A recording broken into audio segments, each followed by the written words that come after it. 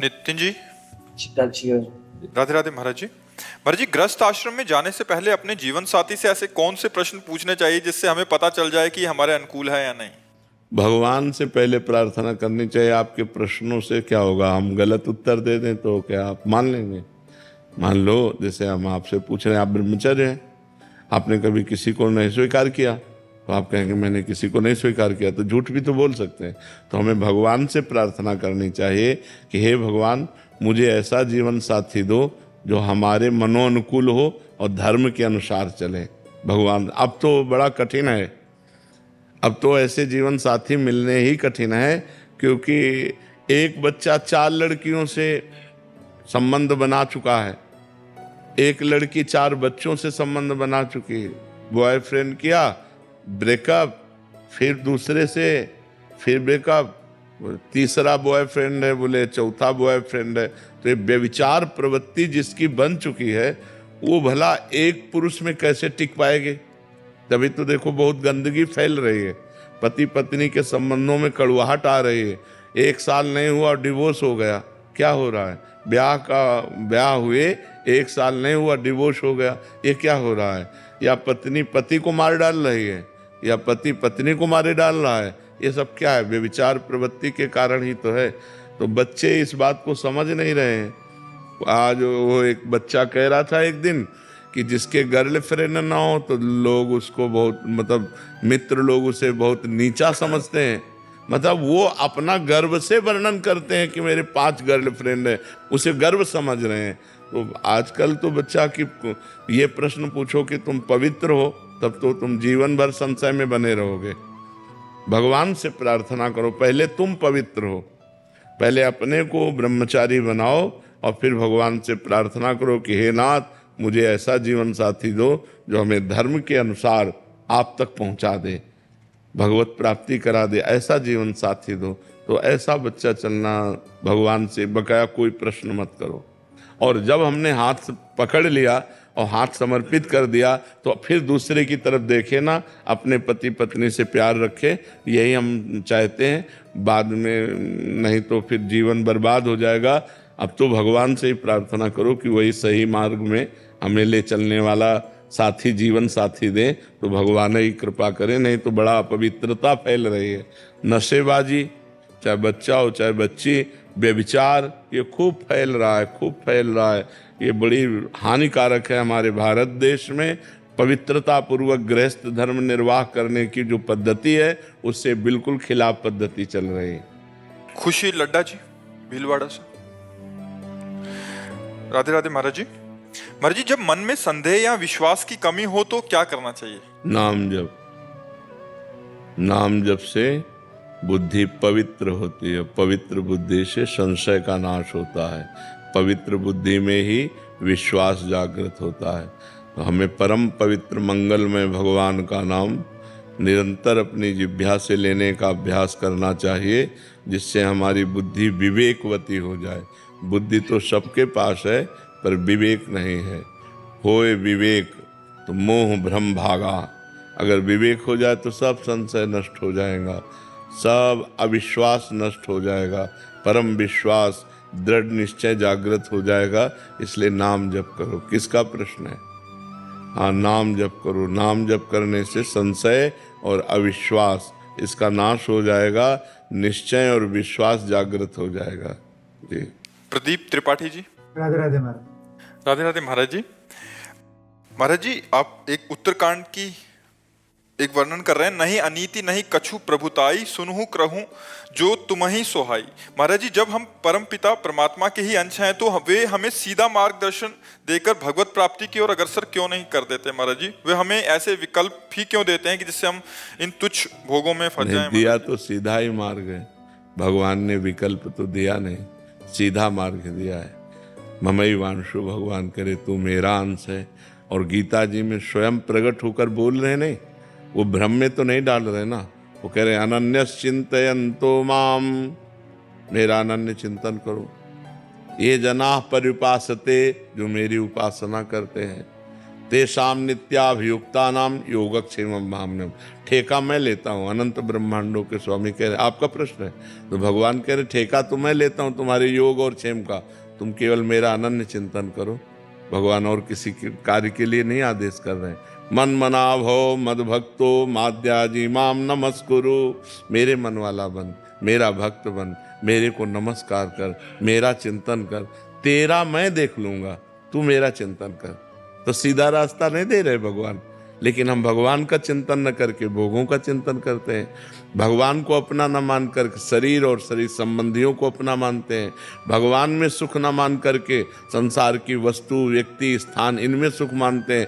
तो कहीं ना कहीं गलती हमारी हो रही है। जैसे गुरु रूप में भगवान आके कह रहे इधर चलो, अब हम इधर चल रहे हैं, तो अब फिर ये कह दे कि भगवान ने इधर का रास्ता ही क्यों बनाया, ऐसा नहीं है।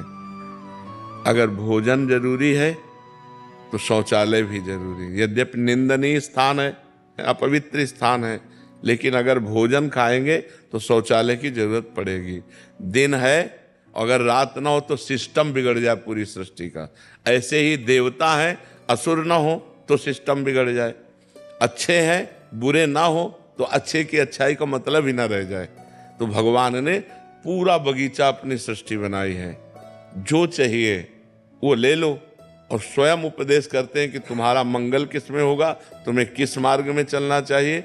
ये मार्ग तुम्हें नरक ले जाएगा, ये मार्ग स्वर्ग ले जाए। ये कि आपने बना दिया और बताया नहीं, तो स्वयं अवतार लेकर जगत गुरु भगवान श्री कृष्ण ने और ब्रह्म ऋषियों के रूप में स्वयं भगवान ने वर्णन किया है। अब इसमें हमारी कमी है कि हमें बीज दे दिए 100 बीज दे दिए, बम्बुल का, दाख का, गन्ने का, ये अब हम पसंद करके क्या बोएं, ये हमारी पसंद है, ये भगवान छोड़ दिए। तो अब ऐसे हमें भारत भूमि में जन्म दिया, मनुष्य शरीर दिया, बुद्धि दिया, मन दिया और मार्ग दिए बहुत, ज्ञान का मार्ग, भक्ति का मार्ग, पाप का मार्ग, छल कपट का मार्ग, ये सब मार्ग।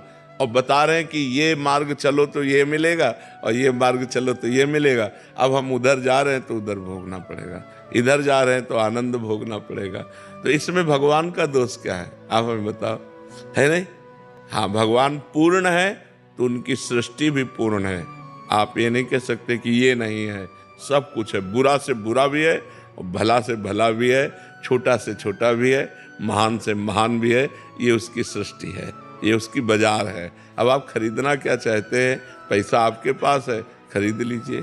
श्वास रूपी संपत्ति है, बुद्धि रूपी आपको गाइड करने वाला है, और भगवान आपको आपकी बुद्धि को कहाँ ले जाना चाहिए ये भी बता रहे हैं। अब अपने को चल देना चाहिए। देखो, भगवान की कृपा से आप साधु समागम में आए, भगवान की तरफ से कोई कमी है क्या कृपा की?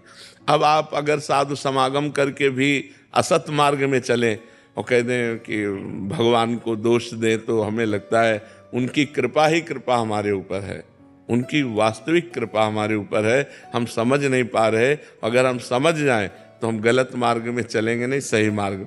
अब उन्होंने गलत मार्ग क्यों बनाया? तो वो पूर्ण है। पूर्ण तभी होता है जब सब कुछ हो। पूर्णता तभी मानी जाती है जब सब कुछ हो। तो हमारी भगवान की सृष्टि में सब कुछ है। कुछ आपने क्रूर से क्रूर, निर्दयी से निर्दयी, दयावान से दयावान, अब सब कुछ भरा पड़ा हुआ है। अच्छा, वो बने हैं, उन्होंने बनाया केवल नहीं, वो स्वयं बने हैं। जब भगवान के सिवा कोई है ही नहीं, था नहीं, रहेगा नहीं, तो फिर ये सब है क्या? वही बने हुए हैं। और यही जो जान गया, बहुनाम जन्मनावंते ज्ञानवान माम प्रपद्यते वासुदेवा सर्वमित सा महात्मा सुदुर्लभा। सब कुछ भगवान बने हैं, ये जान गए तो उत्तम महात्मा हो गए, आप उत्तम गति को प्राप्त हो गए। तो हमको अच्छी गति, अच्छे मार्ग में चलना है। भगवान ने जो बुरे मार्ग बनाए वो पूर्ण है, वो पूर्ण परमात्मा है, इसलिए उन्होंने पूर्ण सृष्टि रची है, सब कुछ रचा है। देखो, यहाँ भोजन पाते हैं और यही मलाशय है, यही मूत्राशय है, सब कुछ बना है। अब कह दे मलाशय मूत्राशय न हो तो फिर कैसे भोजन का व्यवस्था होती? भोजन का पाचन तंत्र काम करके मलाशय मूत्राशय कैसे? तो सब कुछ होना चाहिए। तो अब मलमूत्र एकदम घृणित चीज है, लेकिन बनता कहाँ से है? यहीं से तो पाते हैं। तो ऐसे ही भगवान ने, जैसे हमारे शरीर में सब कुछ है, सब कुछ है, गंदगी से गंदगी, सब चीज, सब अंदर सब भरा हुआ है। लेकिन ऊपर से कितना चिकना चुपड़ा कर दिया कि हम देखकर प्रभावित हो जाते हैं और रूप देखकर लुभायमान हो जाते हैं। ऐसे ही भगवान ने सब कुछ पूरी सृष्टि में रचा है। तो हमको क्या चाहिए, हमको कौन से मार्ग में चलना चाहिए, ये भी प्रकट होकर बता दिया।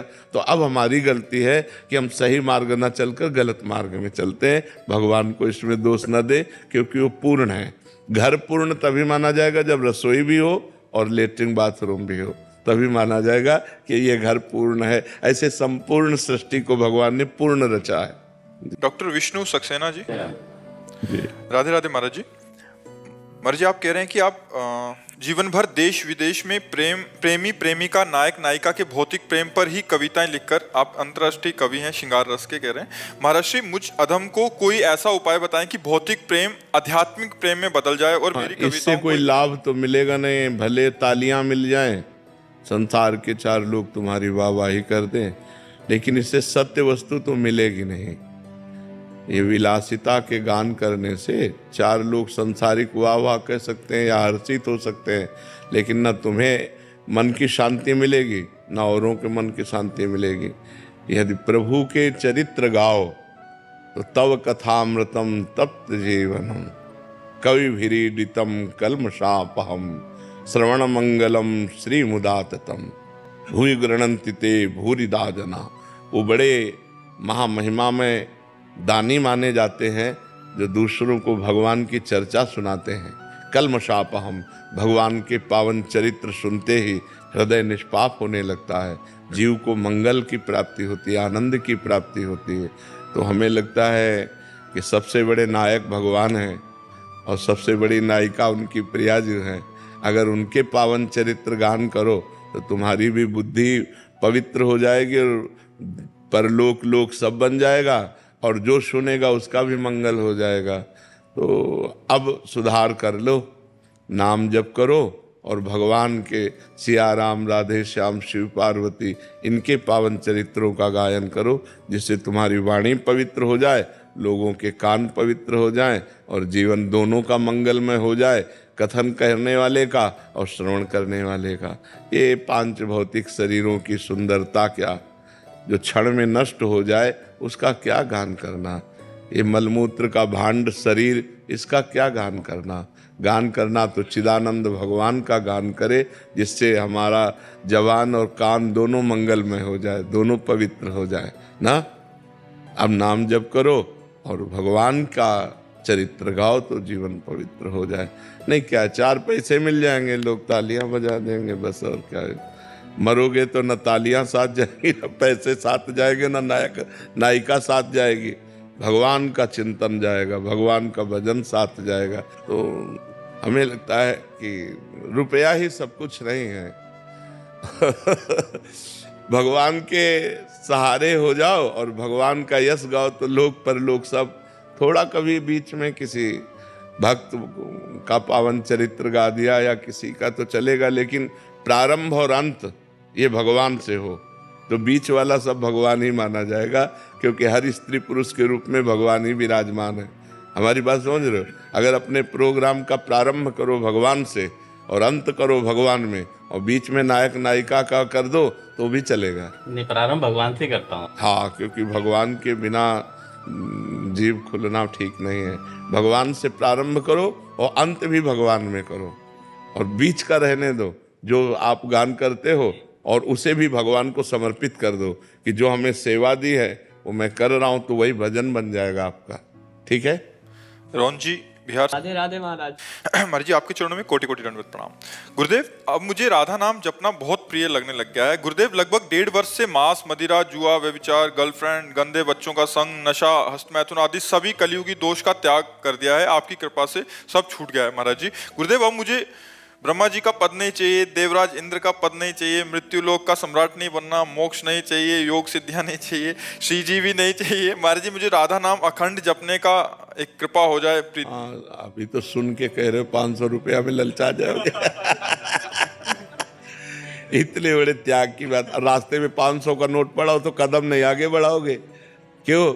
इतनी कृपा कर दीजिए। नहीं, ये तो सुन के आप बोल रहे हो, हम असलियत की बात कह रहे हैं कि अगर रास्ते में अकेले जा रहे हो, 500 का नोट पड़ा हो तो कदम नहीं बढ़ेंगे आगे, ये स्थिति जो है, जो आप जो बोले, ये भगवत प्राप्त महापुरुष की स्थिति होती है, जो भगवान सच्चिदानंद में चित्त को डुबो दिया है।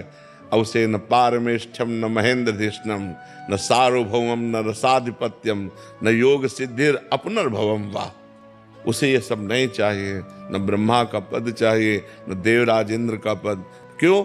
क्योंकि वो ब्रह्मा को भी दुर्लभ जो भगवदानंद है वो उसे प्राप्त हो गया है।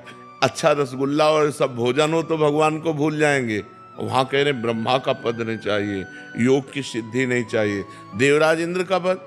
बड़े बड़े ऋषि मुनियों के मन में क्षोभ पैदा कर दे तो अभी क्या है, सुना के बोल रहे सुना के बोल रहे। अभी माया का प्रभाव तो देखा नहीं है, पर बच्चे ऊपर बहुत अच्छी मांग है तुम्हारी, बहुत अच्छी मांग है। स्वरूप तो महाराज जी से अलग है, स्वरूप भी अलग है। हमने बहुत अच्छा है, बहुत बुद्धि काम कर रही तुम्हारी। नाम जप करते रहो, ठीक है? हाँ, खूब नाम जप करते रहो, बहुत बढ़िया है, बहुत बढ़िया जी। देवना वैष्णव जी, राधे राधे महाराज जी। महाराज जी, आपके बताए अनुसार मैं लाडली जी से बोलती हूँ कि मैं जैसी भी हूँ आपकी हूँ, आपके आश्रय में हूँ, आपके भरोसे में हूँ, परंतु महाराज जी ये आश्रय कैसे होता है, ये ठसक भाव कैसे होता है? शिष्टामृत भुक्तवैव चरितम श्रणवस तवे स्मरण। आपका उच्छिष्ट पाऊं तो हमारी जो शरणागति पुष्ट होगी तो बिना भोग लगाए ठाकुर जी को पावे ना। उच्छिष्टामृत भुक्तवैव, और आपके चरित्र कानों से सुनूं और आपका स्मरण करूं, और हमारे चरण जब चले तो ऐसी भावनाओं कि मैं आपकी प्रदक्षिणा कर रही हूं, आपके ही जनों का संग हो, इसी से शरणागति हो जाएगी। आपके चरणों का ध्यान, आपका उच्छिष्ट, आपकी लीला चरित्रों का श्रवण, आपके धामों की यात्रा, आपके भक्तों का संग, इसी से हमारा हृदय शरणागति के योग्य हो जाएगा। और जहाँ प्रभु की शरणागति हुई तो उठते बैठते चलते फिरते खाते पीते हर समय भगवान की याद बनी रहेगी।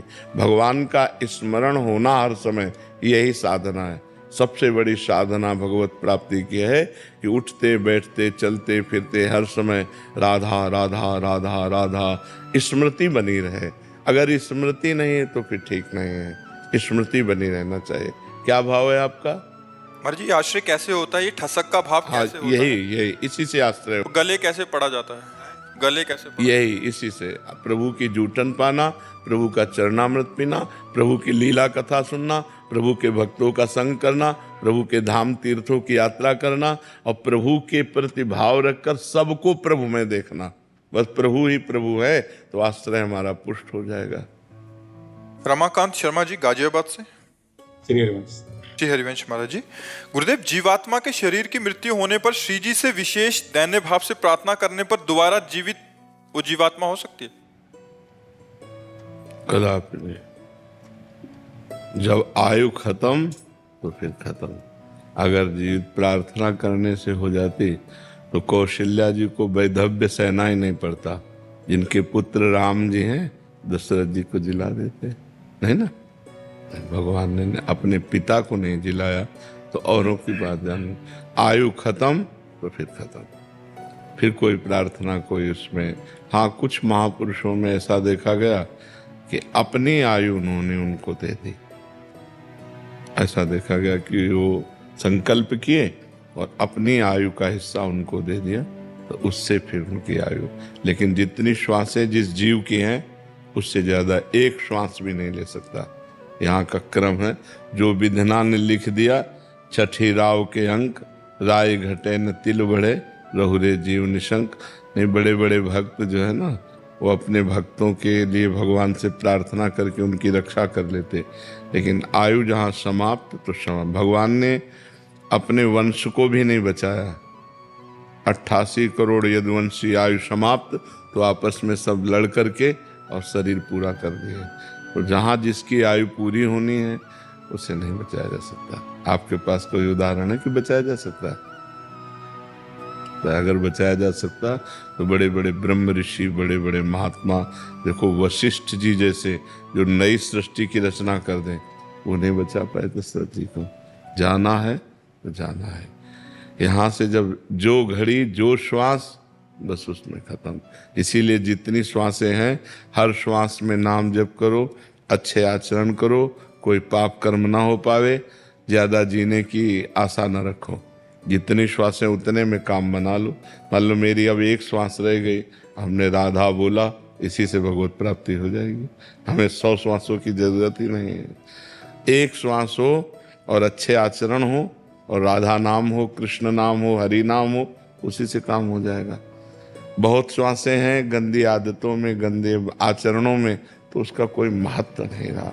जीने का क्या महत्व? लोग समझ रहे हैं बेविचार कर रहे हैं, मांस खा रहे हैं, दूसरे जीवों को काट रहे हैं, हिंसा, ये क्या तुम्हारा जीना? क्या नरक का सामग्री तैयार कर रहे हो? अगर एक श्वास भी है तो अच्छे जियो, राधा राधा राधा, दूसरों को सुख पहुंचाओ, दूसरों का मंगल करो। तो मेरी जहाँ तक जानकारी है उसके अनुसार एक श्वास भी आगे नहीं बढ़ सकती। जितनी निश्चित श्वासें हैं उतनी ही निश्चित रहेगी। जी। मनोज दास जी, जिंद। भद्राधन। महाराज जी, दीक्षा के बाद यदि साधक की मृत्यु हो जाए तो उसकी झोली, माला, आसन का क्या किया जाए? नदी में प्रवाह कर दे, यमुना गंगा आदि नदी में।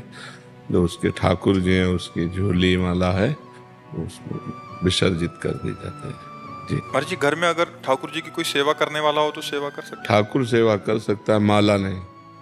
माला को तो उसी के साथ विसर्जित हैं? कर, चरण पादुका? हाँ, उसके साथ विसर्जित कर देनी चाहिए। यदि सेवा करने वाला शिष्य है तो अपने गुरु की चरण पादुका रख सकता है, लेकिन ऐसा नहीं तो फिर वो विसर्जित कर देनी चाहिए। और ग्रंथ आदि? वो भी साथ ही। हाँ, स्वामी राम सुखदास जी ने अपने ग्रंथ, अपना माला, अपनी सामग्री सब चिता में पहले लिख दिया था। कोई भी लेगा नहीं, हमारे साथ चिता में ही जलाई जाएगी। सब चिता में से उनके साथ हो गए थे। वो किसी पावन नदी में यदि उनकी रुचि है तो अपने अनुयायियों को दे सकते हैं। कोई लेने वाला अगर है वो देना चाहे, नहीं देना चाहे तो उनकी जो दिनचर्या की चीज, माला है, झोली है, ग्रंथ है, ठाकुर जी हैं, वो उन्हीं के साथ प्रवाहित कर। महाराज जी, जो ग्रस्त में है महाराज जी, ये तो विरक्त का मार्ग। उनके परिवार में लोग होते हैं तो वो माला झोली तो उन्हीं के साथ जाएगी। हाँ।